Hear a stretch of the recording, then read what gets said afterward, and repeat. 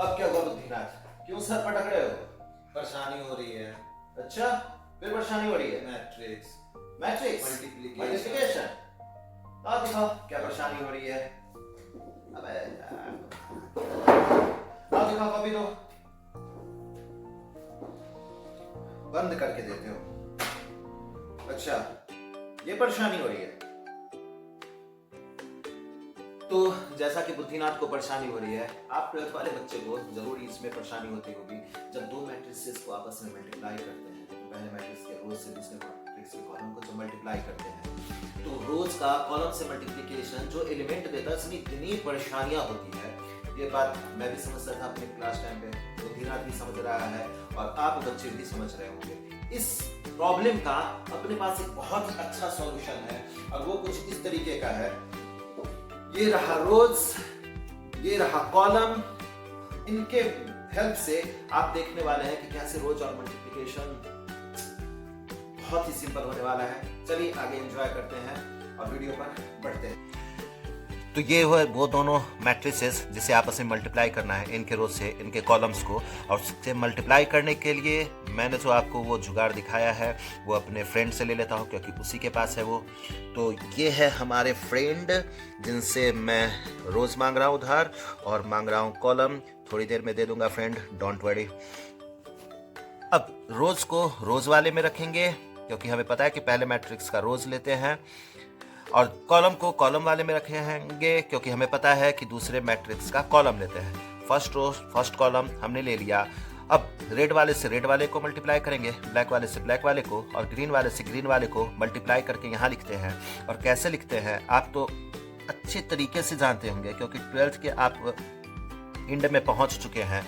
तो ये चीज़ आपको पता होना चाहिए कि -1 को 2 से मल्टीप्लाई करेंगे -2, उसके बाद प्लस लगाया जाता है, और 2 को -1 से मल्टीप्लाई करके फिर से -2 और फिर से प्लस लगाया जाता है, और -2 को 0 से इंटू करेंगे तो 0। इसका मतलब पहले रो से पहले कॉलम का इंटू करके ये पहला एलिमेंट अपने पास तैयार हो गया, जो प्रोडक्ट आएगा उसका।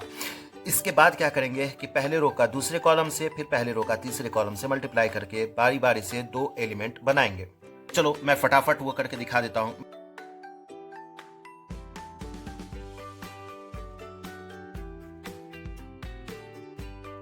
तो ये है अपना आंसर, और इसी तरीके से ये दोनों लाइन भी कैसे पूरा करेंगे। तो सेकेंड रो के लिए सेकेंड रो पर अपने इस जुगाड़ को रखेंगे, फिर से फर्स्ट कॉलम, क्योंकि सेकेंड रो के फर्स्ट कॉलम का अभी लिखने जा रहे हैं, फिर सेकेंड कॉलम और फिर थर्ड कॉलम, फिर final row first column, second column और थर्ड कॉलम, और उससे ये अपना पूरा मैट्रिक्स तैयार हो जाएगा।